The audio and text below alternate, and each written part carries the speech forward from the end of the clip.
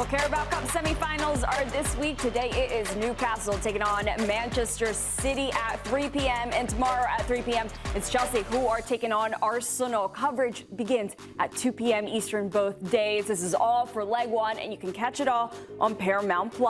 Now, tomorrow will be Liam Rosenior's second match in charge of Chelsea. And speaking to the press ahead of the big Arsenal match, he touched on how he hopes his tenure goes with the club.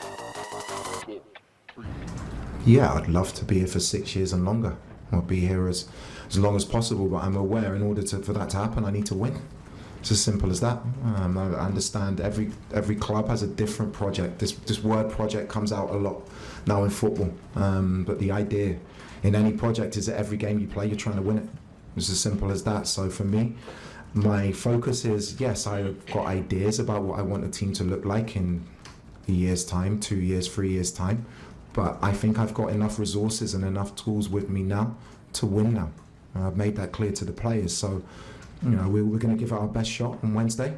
The lads trained very, very well this morning. And, yeah, well, I'll make a decision on the team in the next few days. And hopefully we go and attack the game. Well, in that same press conference, Liam also said that after that Charlton match, he had the best sleep that he had had in over a week since all the madness begun of him coming over to Chelsea. But looking at the first week of him in charge and all the press conferences that we've been able to see from him, Geoff, how have you thought that Liam's first week has gone? Well, he's clearly won you over because you've got your Chelsea outfit on, haven't you? So this is a happy coincidence here. I do blend in with the Chelsea over here. Yeah. Listen, I'm rooting for his success. Yeah, because your husband works with him. My husband worked with him. We watch his games at Hull. Clear bias on the show, but we'll overlook that. We'll rise above that. Says the Arsenal and Manchester United fans. You guys have no room to talk. I think he's done well this. It's not a surprise how well he's done, Claudia. Look, you know him as a bloke. He's articulate. He's likeable. He is intelligent. He's a very affable individual. And more importantly, he had a good first day at the office. Charlton, they're not in a good place right now. No. Even in the league that they're at. But when you look at the Blueco project, a big criticism of Enzo Maresca was he didn't trust enough of the players that they brought in, right? So I look at a player like Jarell Hato, a player who was supposed to play more under Maresca, and Maresca didn't trust him. So for him to put him in and Hato to get a blinder of a finish, that's good. Ticking off all the boxes. And, of course, Gittins having a better performance that we've seen in a long time. Esteval comes in off the bench. So I just thought it was saying yes to the Blueco project, doing what upper management wants. But also, when you're a new manager coming in, and I remember this as a player, if I wasn't playing, these are your moments to shine and say, hey, I'm available. I want to be in the plans. And you never know when you're going to need some of these players. I look at a player like Andre Santos, who could be in this conversation against Arsenal. Well, at a stroke, he's got the, if you like, it's like the people only get invited to the evening to a wedding. I call them the unnecessaries, OK? he's got them all on side straight away because he's given them a chance. Now, it might only be the cup, but they've gone out and shown the new manager what they can do. So I liked it.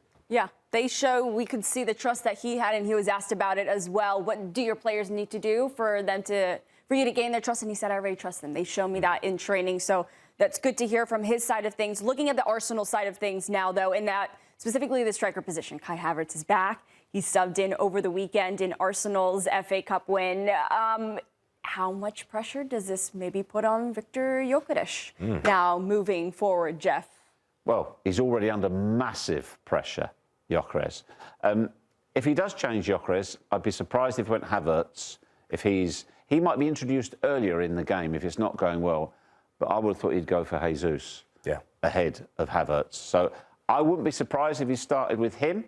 I equally wouldn't be surprised if he started with him because he's not going to die on a hill for him, but he went out and bought him. He's his guy. He's desperate for him to succeed. But right now, Viktor Gyökeres is having a dreadful time. It could not go any worse for him right now. Having said that, the beauty of Arsenal is they've got options. They've got options. But big call as to who starts up top. How much time do you give it before we potentially start seeing Kai Havertz starting in that position? 5 months without him, injured opening weekend. Now he's back. Obviously, they have to get him ready and fit for a full 90, but do you see him maybe taking that starting role sometime soon? I think it'd probably be in the next month or so. And I think what Geoff said is really smart because we know that he's had injury issues. He's been injury prone. And for the lack of quality Viktor Gyökeres has shown, he's a bit of a battering ram. He's very durable. And he does occupy spaces. But that's not good enough for Arsenal in the final third. I back Gabriel Jesus to start, mainly because when you look at how Arsenal plays, he links up play better. He brings in the rest of his teammates much better. And I think the time is now. And he also looks bulkier, Geoff, than I've ever seen him. But as we look at the lineups for how both teams are going to line up in this first leg of the Carabao Cup, I'm really intrigued to see how both teams adapt. And we start with the Chelsea conversation. No Moises Caicedo again. And just about every time Chelsea play Arsenal, it seems like Moises Caicedo is missing in action because of disciplinary issues. So the question becomes, who fills in? I'm saying Reece James pops up in midfield. And Reece James, when we were talking about who's the better midfielder, Geoff, Declan Rice or Moises Caicedo, Reece James was the answer. But now I want to see from Reece James to the midfield. My next question, if you're Rosenior, is where do you put Cole Palmer? We have him listed as an attacking midfielder, but Cole Palmer could easily slot to right wing.